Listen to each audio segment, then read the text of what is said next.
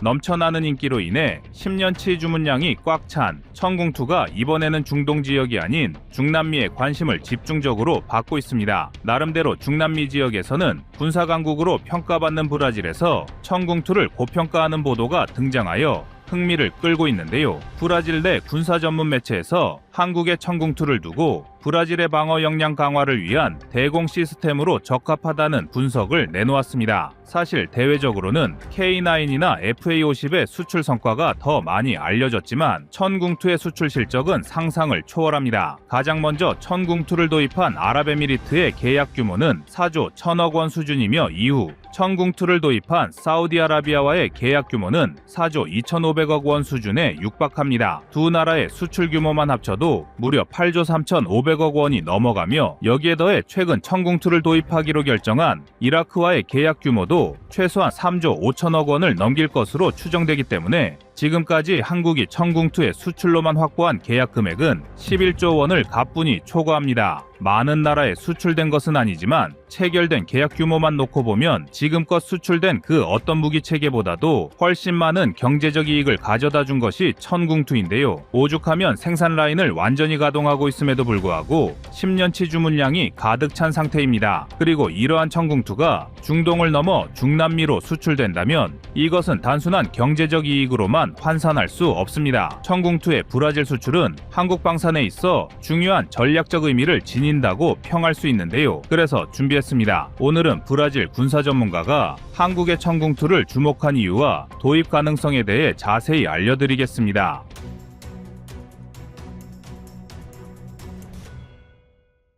그동안 브라질의 군사력이 한국에 많이 알려지지 않았지만 사실 브라질은 유럽과 견줘도 밀리지 않는다는 평가를 받는 중남미의 군사 강국입니다. 2025년 GFP를 기준으로 세계 11위의 군사력을 가진 브라질은 10위에 자리한 이탈리아보다 한 계단 낮으며 오히려 14위에 위치한 독일보다 더 높은 순위에 올라 있는데요. 여기에 더해 브라질은 군사력뿐만 아니라 방산기술력도 뛰어난 편인데 일부 경전투기와 공중조기경보통제기, 다연장 로켓 등을 자체적으로 개발하여 실전 배치한 저력을 가지고 있을 정도입니다. 하지만 상대적으로 대공방어 체계는 빈약하다는 단점도 가지고 있는 것이 브라질입니다. 현재 브라질이 보유한 지대공 방어 체계는 이글라 미사일을 비롯하여 스웨덴에서 개발한 RBS-70NG, 독일의 게파트 자주대공포 등이 있습니다. 이글라와 RBS-70NG는 휴대용 대공 미사일이기 때문에 적의 헬기나 저고도로 비행하는 일부 전투기를 격추할 수는 있을지 몰라도 적의 미사일을 요격할 수 있는 무기 체계는 아니며 게파트 자주대공포는 35mm 대공 기관포 두문을 장착한 구식 자주대공포이기 때문에 현대전장에는 그다지 적합한 무기는 아닙니다.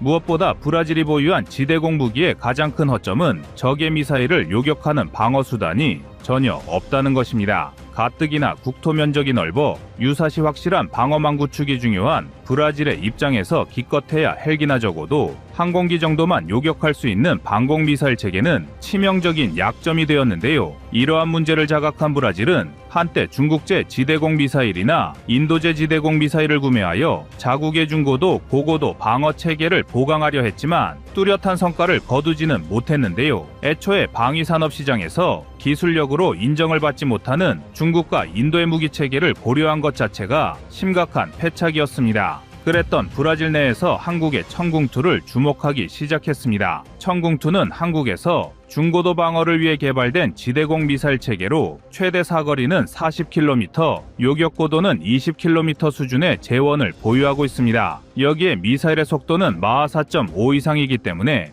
고속으로 이동하는 적의 전투기나 미사일도 무력화할 수 있는 속도를 구현했습니다. 지대공 미사일의 속도는 전략적으로 매우 중요한데 탄도미사일은 낙하 시 매우 빠른 속도를 내기 때문에 이를 효과적으로 대응하기 위해서는 그만큼 아군의 대응 시간도 최대한 줄여야 합니다. 이를 위해 천궁2는 기존의 천궁보다 추진부의 직경을 한층 더 크게 만들어 미사일의 발사 속도와 사거리를 한층 더 발전시켰습니다. 더욱 놀라운 점은 천궁2의 자세 제어용 측추력기와 궤도 수정용 셔터 제어 측추력기를 장착했다는 점입니다. 측추력기를 장착하지 않은 미사일은 고속으로 이동하는 탄도미사일을 요격할 때 정확한 방향을 미세한 수치까지 조정하는 것이 쉽지 않은 반면, 측추력기를 장착하게 되면 수직으로 발사된 미사일이 곧바로 정밀하게 방향을 잡고 표적을 향해 날아가는 것이 가능합니다. 일례로 측추력기를 장착하지 않은 패트리엇은 발사대가 사선으로 기울어진 상태에서 표적 방향으로 발사대를 지향한 후 요격탄을 발사하는 방식을 사용하지만, 측추력기를 장착한 천궁2는 어느 방향에서 적의 미사일이 날아오더라도 수직으로 미사일을 발사한 직후 급격한 선회를 통해 정밀하게 방향을 통제하는 모습을 보여주는데요. 이러한 방식을 사용한 나라가 한국이 유일한 것은 아니지만 전 세계에서도 극히 드문 만큼 한국의 기술력이 뛰어나다는 것을 보여줍니다. 성능 자체만 놓고 보면 우리 대한민국의 천궁2가 공략하지 못할 방산 시장은 없다고 해도 과언이 아닙니다. 단적으로 브라질이 도입을 검토했던 중국제 지대공 미사일인 DK-10과 비교하면 천궁2의 우수성은 더욱 돋보이는데요. 중국의 노린코가 제작한 DK-10은 고속으로 기동하는 적 미사일에 대한 탐지 능력이 부족하다는 평가를 받았으며, 각종 테스트 결과 실제 성능이 제원상의 최대 사거리와 요격 고도를 따라가지 못한다는 것이 드러났습니다. 이 때문에 개발국가인 중국에서조차 자국 전력으로 채택하는 것을 거부하였으며, 중국은 다른 미사일을 선택하였습니다. 여러 시험에서 부족한 성능이 드러난 것도 문제였지만, 자국조차 도입하지 않는 무기가 제대로 된 수출 실적을 올린다는 것은 현실적으로 불가능한데요. DK-10은 모로코와 르완다 등에 극히 일부가 수출된 것을 제외하면 뚜렷한 수출 실적을 보여주지 못하고 있으며, 브라질도 초기 검토 단계 이후 그다지 큰 흥미를 보이지 않고 있습니다. 반면 천궁2는 이미 도합 11조 원 이상의 수출 성과를 보여주었다는 점만 보더라도 국제방산 시장에서 중국제 지대공 미사일과는 전혀 다른 인정을 받고 있습니다. 여기에 더해 아준전차와 테자스 전투기로 방산 신뢰도가 땅을 파고 추락한 인도의 지대공 미사일은 천궁2와 비교하는 것조차 민망한 수준입니다. 결국 브라질 내에서 한국의 천궁2가 자신들의 방공 역량을 개선하고 다층 방어를 구현할 수 있을 것이란 분석이 등장한 것도 같은 맥락입니다. 그런데 천궁2가 브라질을 시작으로 중남미 시장을 개척하는 것은 한국 방산에 있어서도 그 의미가 남다른데요. 지금껏 천궁2가 주로 수출된 지역은 중동 일대였습니다. 중동은 지정학적으로 군사 분쟁이 많아 다른 나라보다 국방 예산을 많이 사용하며 현대전이 미사일과 전투기를 이용하는 경우가 많아 지대공 미사일의 수요가 많았기 때문입니다. 하지만 그 이외의 지역에선 천궁2가 마땅한 수출 실적을 올리지 못한 것도 사실입니다. 한국은 동유럽의 일부 국가를 대상으로 천궁2의 입찰 의향서를 제출하고 있지만 아직까진 추가 수출을 준비하는 단계입니다. 게다가 지금껏 유럽 등이 애용하던 지대공 미사일 체계는 미국의 패트리엇이 대부분이었다는 점도 천궁2의 발목을 잡을 여지가 높았습니다. 나토의 맹주이자 물주 역할을 맡고 있는 나라가 미국이기 때문에 상당수의 유럽 국가들은 자연스레 미국산 무기 체계를 도입하는 경우가 많았고, 그로 인해 패트리엇이 시장을 장악한 유럽 일대는 한국의 천궁2가 비집고 들어갈 틈이 약했습니다. 하지만 한국 방산이 더 큰 성장을 위해서는 유럽을 비롯한 선진국으로 많은 무기 수출이 필요하다는 지적도 적지 않았기 때문에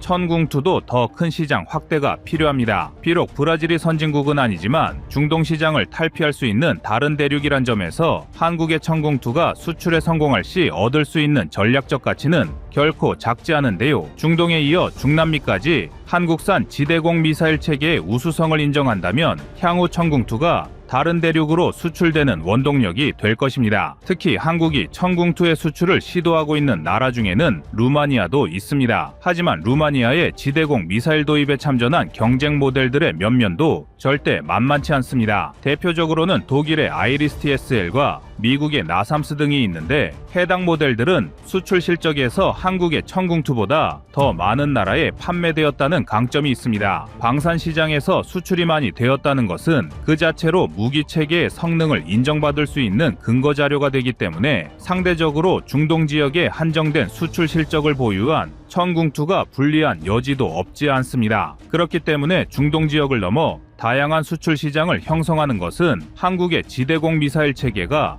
더 높은 시장을 바라보기 위한 필수 작업입니다. 앞으로도 지대공 미사일 체계 시장은 더욱 커질 것입니다. 러시아 우크라이나 전쟁을 통해 강력한 방공망의 중요성이 재조명되고 있어 많은 나라가 패트리엇 등 여러 방공 체계를 확보하고 있는데요. 더군다나 천궁투와 같은 지대공 미사일 체계는 적을 직접 공격하는 무기 체계가 아니라 자국의 영공을 방어하는 데 사용되기 때문에 무기 판매로 인해 다가오는 부담과 인도주의적 관점에서의 비판도 우회할 수 있다는 장점이 있습니다. 결국 한국 방산의 안정적인 성장을 위해서는 천궁투의 어깨가 무겁다고 할 수 있으며 브라질의 관심은 한국산 지대공 미사일의 시장 확대를 위한 절호의 기회가 될 수 있습니다.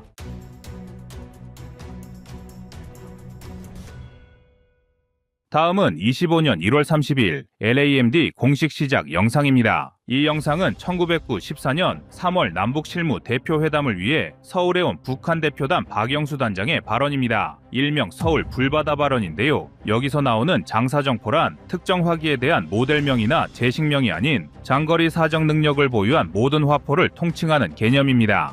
대표적으로 170mm 구경의 국산형 자주포 M1978과 M1989, 현재는 240mm와 300mm까지 구경증대 모델의 배치가 완료된 것으로 보이는데요. 북한은 현재 이 화포를 휴전선 지역의 갱도 안에 숨겨놓은 것으로 알려져 있습니다. 따라서 만약 한반도에서 전쟁이 발발한다면 북한은 시간당 16,000여 발의 장사정포를 남쪽을 향해 발사할 것으로 예측되고 있습니다. 때문에 우리 군은 2029년 이전 배치를 목표로 한국형 장사정포 요격체계 LAMD를 개발하고 있습니다. LAMD란 장거리 대공 미사일 방어 체계로 적국의 여러 포병 표적과 교전하는 시스템으로 구상되었습니다. 예상 사거리 15km의 LAMD는 대부분 5km 고도에서 표적을 요격하는 것을 목표로 하는데요. LAMD 포대는 레이더, 교전 제어 센터, 발사대, 요격 미사일로 구성되며 직경은 165mm이고 최종 유도를 위한 능동 레이더 시커가 특징입니다. 현재 북한은 군사분계선 MDL 인근 지역에 시간당 16,000여 발의 포탄을 발사할 수 있는 천여 문의 각종 포를 배치해둔 상태인데요. 특히 사거리 54km, 170mm 자주포 200여 문과 사거리 60km의 240mm 방사포 140여 문 등 340여 문의 장사정포가 서울과 수도권을 직접 겨냥하고 있습니다.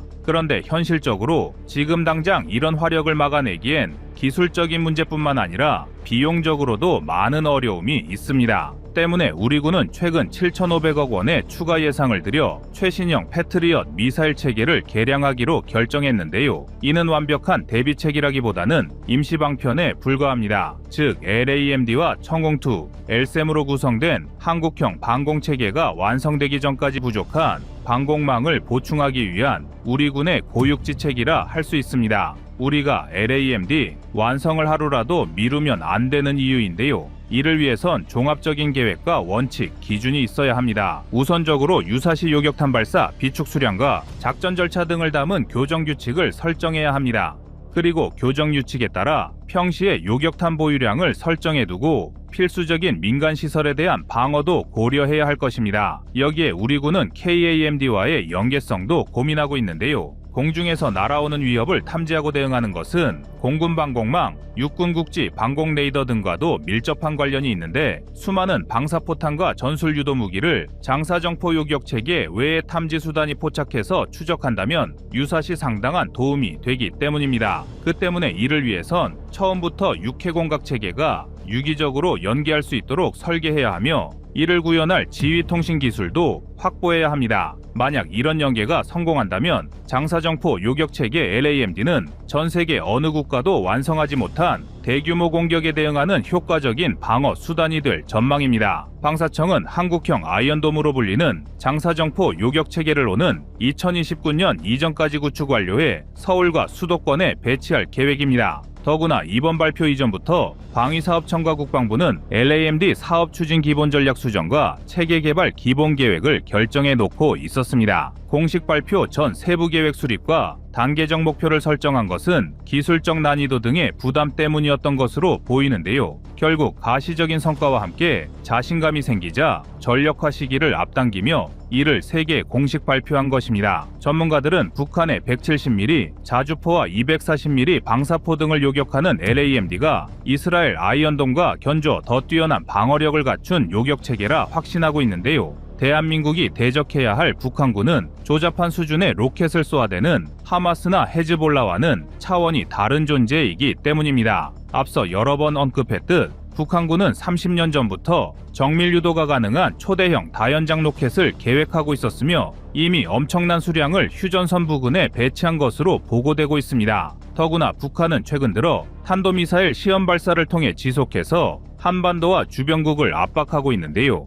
특히 고체 연료 기반의 신형 ICBM 개발은 한국뿐만 아니라 국제사회에도 심각한 위협으로 작용하고 있습니다. 이에 따라 기존의 한국형 미사일 방어 체계와 패트리엇 및 사드로는 다층 방어를 수행하기에 한계가 있다는 지적이 제기되었기에 이번 방사청의 LAMD 개발 공식 발표가 더욱 반가운 이유입니다. KAMD는 중저고도 미사일 방어에 중점을 두고 있지만 LAMD는 장거리와 고고도 요격에 중점을 둔다는 점에서 기존 KAMD와 LAMD의 상호 보완 작용을 기대하고 있는데요. 사드 역시 미국 주도의 시스템으로 한국의 독립적인 운용에 한계가 있다 보니 완전한 한국형 기술로 개발된 LAMD의 배치에 목마른 것입니다. LAMD의 개발은 다른 방어체계의 공백을 메우고 방어체계를 저고도부터 고고도까지 완벽히 통합하는 임무를 수행할 것으로 기대되는데요. 이는 단순히 북한의 미사일 공격을 방어하는 것뿐만 아니라 주변국의 군사력 증강에 대비해 한국이 방어 능력을 스스로 강화하겠다는 강력한 메시지입니다. 현재 LAMD 개발에 참여 중인 LIGNX1과 한화에어로스페이스, 한화시스템은 모두 LAMD의 사양에 대해 함구하고 있지만 LAMD는 여러 기술적 특징을 포함하고 있습니다. 일단 최첨단 레이더 시스템인데요. 그동안 우리 군은 공격무기의 진화 속도에 비해 감시와 요격 체계의 발전이 더뎠던 것이 사실입니다. 그러나 LAMD에는 다목적 에이사 레이더가 탑재될 예정으로 이 레이더는 동시다발적인 표적 탐지와 추적이 가능하며 스텔스 기술이 적용된 위협을 식별하는 데 뛰어난 성능을 발휘합니다.